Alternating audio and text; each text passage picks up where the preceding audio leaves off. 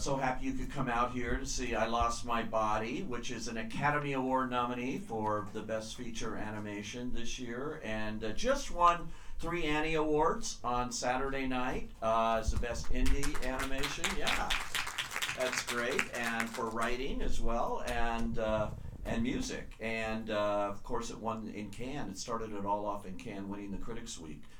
Major deal, and numerous other awards. So let me introduce you, first of all, to the producer of the film, Marc de Pontavice, right there. Have a seat. And to the writer, he's an Oscar-nominated writer of films that you've seen, I'm sure, like Amelie, A Very Long Engagement, City of Lost Children, and so many other things. Please welcome Guillaume Laurent. And this is his first feature film. He's done a lot of great shorts and things, but this is his first feature film. So please welcome Academy Award nominee, Jérémy Clapin. All right. Congratulations, guys. I saw you all at the Oscar nominees lunch earlier today. That's fun.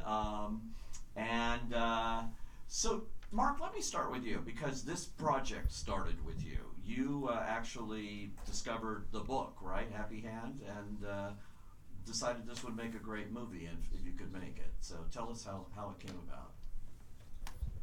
Well, we knew, I knew Guillaume a little bit, and then I knew him, of course, as the famous established screenwriter, but I didn't know he was writing novels, and he told me about the subject that intrigued me, and then I read the book, and the one thing, I mean, there's so many things in that book that fascinated me. The one thing that interested me most was certainly the reversion of the concept of the missing. You know, it's not the body missing the hand, it's the hand missing the body, and then certainly metaphorically, this seemed to me a very rich, area that story could take advantage of to tell, about the fragmentation of the mind, about what we do not control from ourselves, our quest for wholeness and all of that.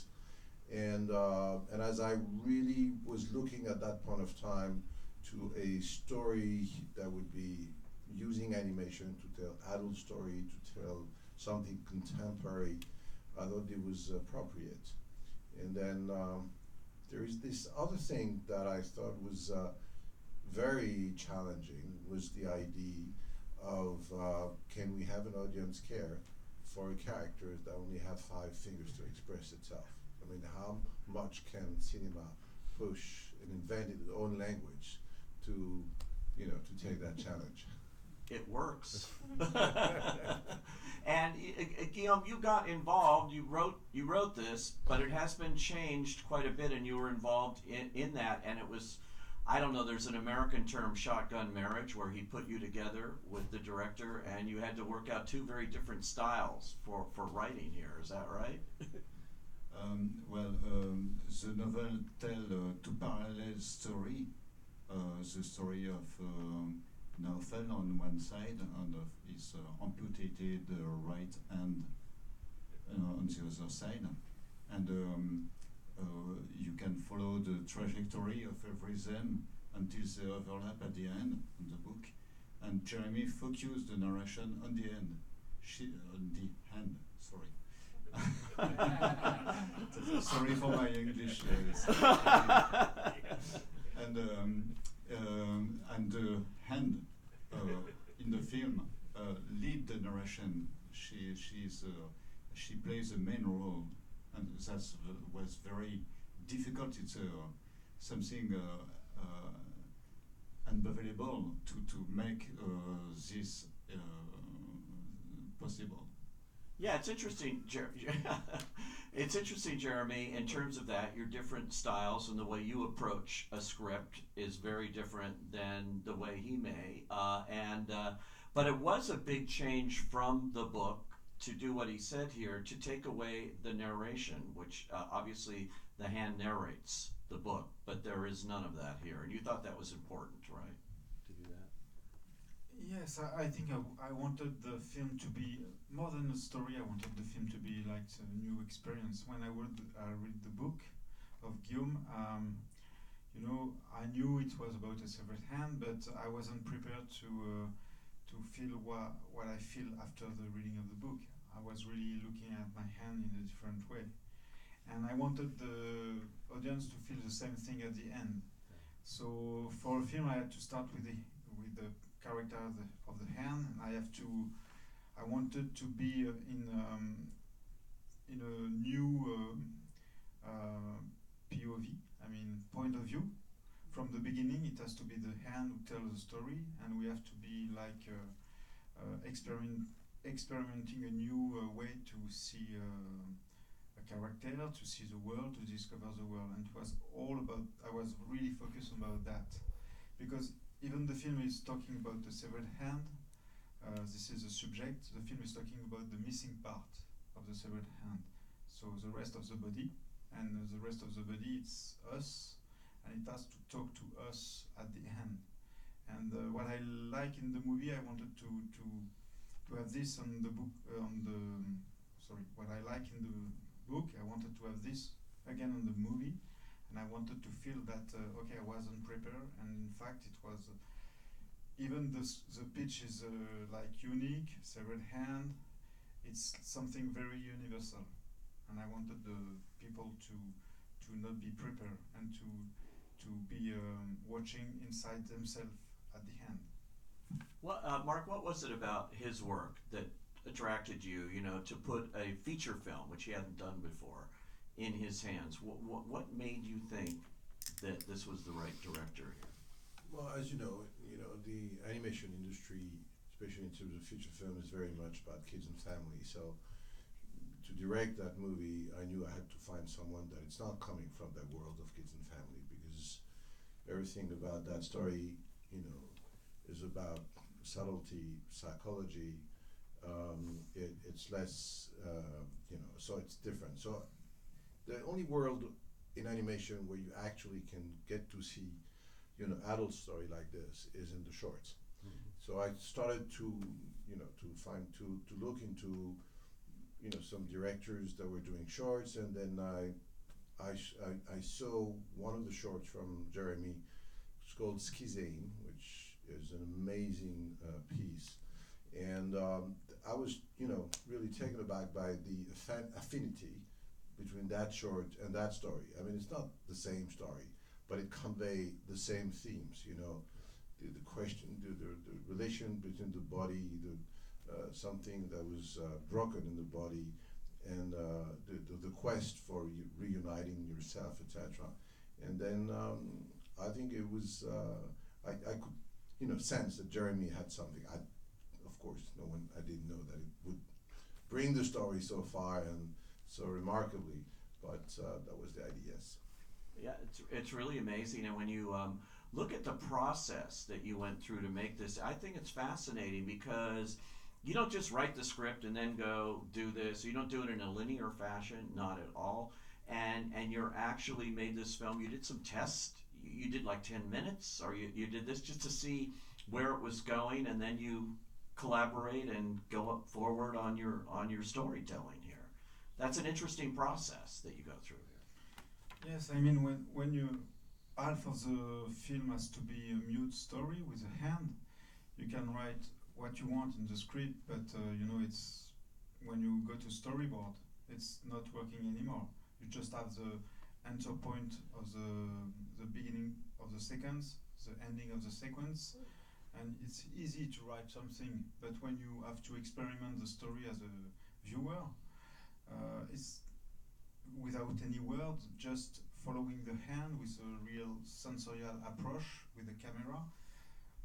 When we were at the stage of the storyboard, we had to be very inventive. So we have to be somehow thinking about avoiding looking at the script, and we have to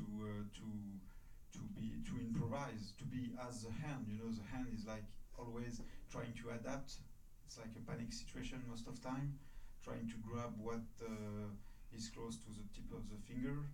And doing the storyboard, it was easy to be involved in a creative way to express that. So it was a real challenge how to to go. It was really organic between storyboard, then go back to script, go back to storyboard. It was really organic process. How did that work out for you, Guillaume? You know, you're used to doing a different kind of writing for film. Oh, it's my first script for animation, and the big difference when you are in a live action. One time the producer and the director say, now the script is over, and you start casting, you start shooting, and, but with animation the shooting is finished, but the script is still working. It's just, It is unique. I love the character. Yeah, go ahead. No, it's the beauty of animation because it's not a linear way, you know, unlike live action. You know, nothing is set. You can always go back, and what makes this film quite effective in building that universe is this back and forth between writing, boarding, animatic. It's the constant search, because the aim from Jérémy was to generate a very sensorial experience for the viewers, and that is not something that you can forecast and decide this is the way it's going to happen. You have to test and search and come back and redo it again. It was a long process. Yeah, actually, it was like 3 years before you really got. There was a big pre-production kind of thing here. You spent a lot of time. This started in 2014, so you had a number of years here to get it exactly where you wanted it, I would think, Jérémy. Yes, actually we started 7 years ago. It's more than that. Wow. But it was on the script. But you're right. When you start storyboard, it was like 2014. And yes, I think when we started with 10 minutes of the film in animatic, just about the beginning of the film, with when the hand escaped from the fridge, and I think it was clever to do that because we after this 10 minutes, it was we stopped the animatic when the rats attacks the hand, but we were able to see what kind of film it will be. I was able to communicate what I had in my head, not my hand, and so after this we stopped a bit and we had to rewrite again because everything has changed, because we knew that we have to trust the sensorial part of the hand. We knew that we definitely have to forget to add a voiceover, because at the beginning we have a little voiceover. And so yes, we made all the very strong decision after this animatic.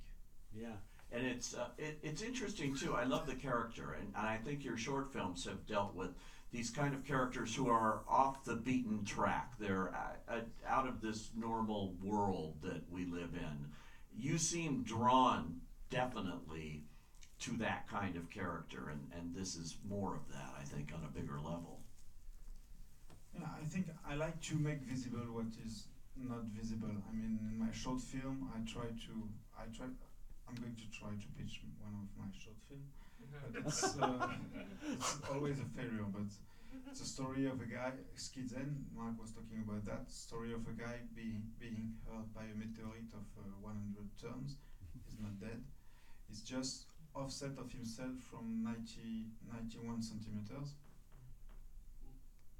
It means if you want to grab the bottle, you cannot take the bottle here, but you have to take the bottle at 91 centimeters. It's about the relationship between the body and the reality. Right. And the film is, I use the fantastic, and Guillaume used this fantastic eruption to bring another angle, how to see reality. And I love when fantastic is not just to put fantastic and fantasy in a story. It's when fantasy brings you another kind of look into reality, and you can talk about thematic, which is not so easy to talk in a frontal way without this new element coming to reality. And this film was a bit about that. Yeah, well, reality is interesting because most Western animation doesn't deal with it in that way. And so this was unique, almost little Japanese in that?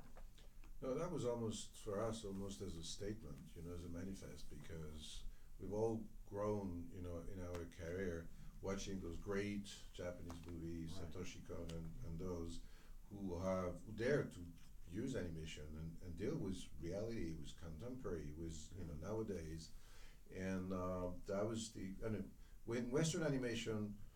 There's been some adult story, but mostly political. You know, sorry, that you know this film was just about two teenagers falling in love with one another, and one being stuck in his past and incapable of moving forward without this, you know, dealing with that past. So it's a very something that animation is capable, and actually animation brings a total different angle to those kind of stories. So, you know, that was the aim. Yeah, interesting. Talk about the visual style here, because you have and you've gone through many kinds of different visual styles, I think. And there's 2D at work here. There's 3D at work here in different ways. Pardon the pun. It's a handmade animation. Talk about your approach here, because it seems to have a variety of animated techniques. Yes, I think it was because it was, you know, about it's a point of view movie. I wanted the experience to be very immersive. So I thought using CG with real spaces, you know, we modelize all the sets, we animate all in CG, and I thought it was good to have real camera move, to be really inside something very tiny, and to experiment the world with very good perspective, very huge to feel tiny. I mean, and yes, I thought using CG was clever, and also I didn't want to have this CG look, very clinical look. I wanted something very sketchy, like hand drawn. Yeah. And because it can be, if you want, you can add details if you need to add details, but also you can be very abstract, very pictorial, very much stronger with a hand than with computer, I think. And so we start, half of the way was done in CG with all the animation. We stop, and then we bring the 2D animators, illustration, background, all was hand-drawn at the end, just to have like a hand-drawn reality at the end. Wow.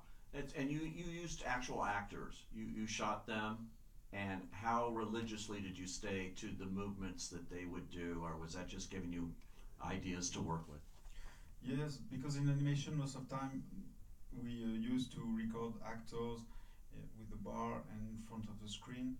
And me, I wanted to have something very authentic, and also with some it's like opening the door to improvisation. So we organized the shooting of the actor.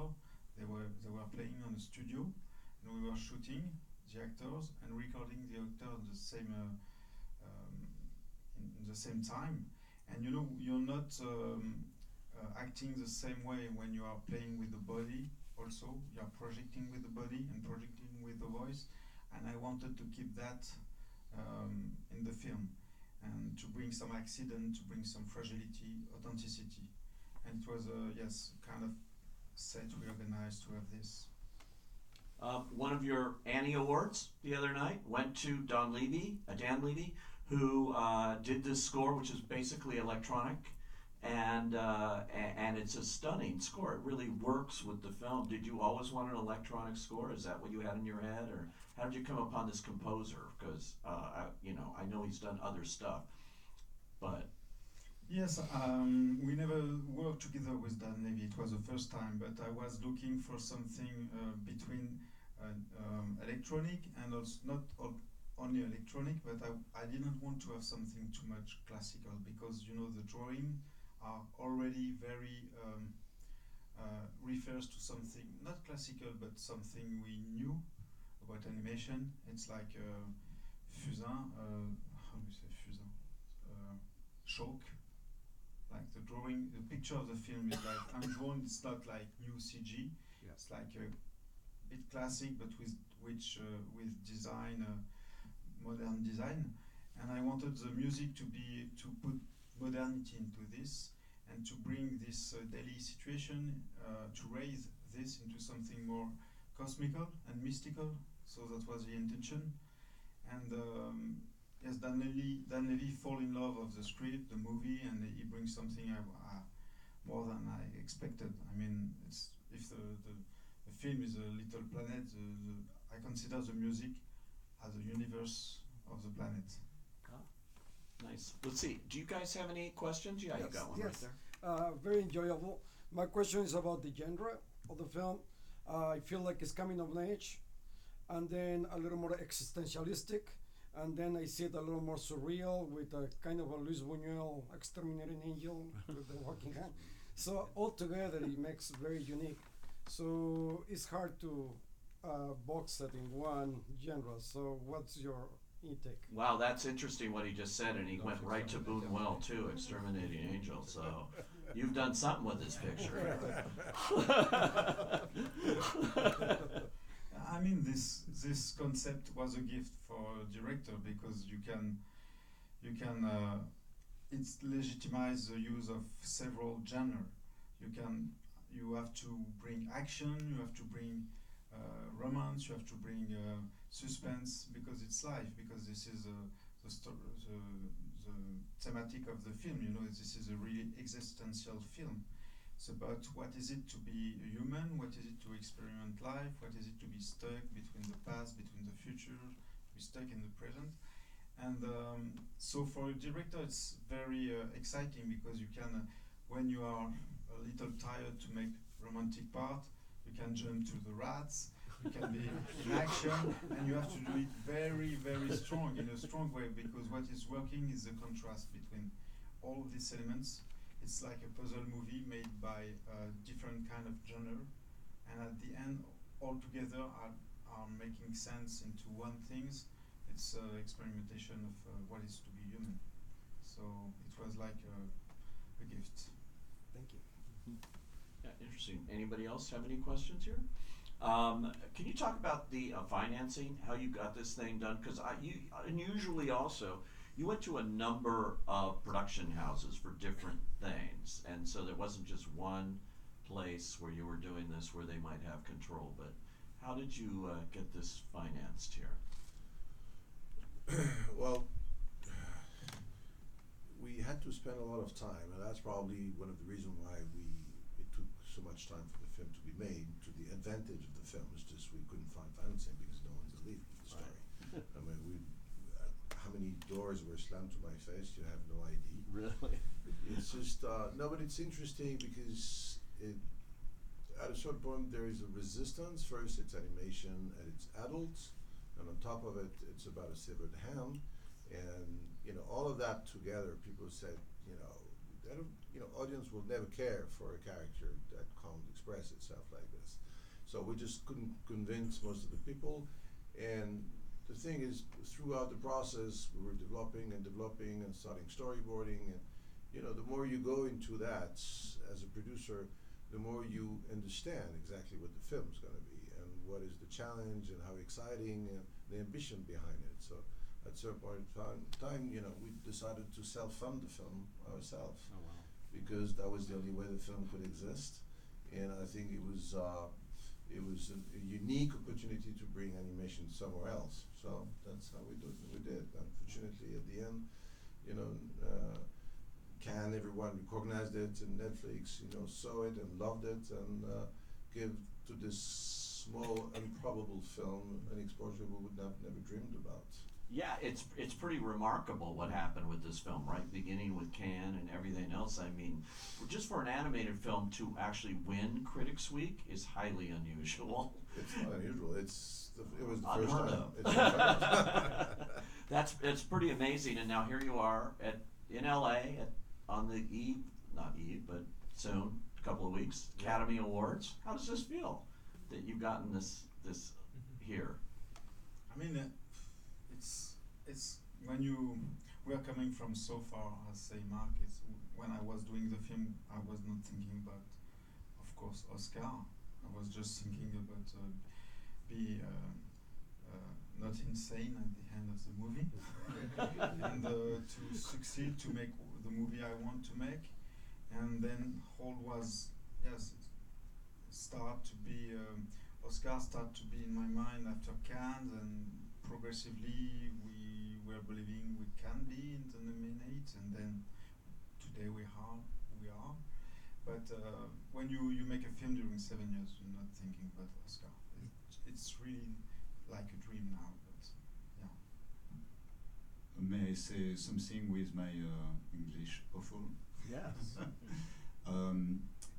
In 20 years as a scriptwriter, I met two directors very, very talented, 2 times. Jean-Pierre Jeunet with Amélie, and Jérémy with I Lost My Body. I really think that's so. And this is also a guy who knows something about Academy Awards too, because he's been there. And well, I wish you all the best of luck going forward here. Can't wait to see what you do next. And it's really unique and it deserves everything it's getting. So thank you so much for coming out. Thank you.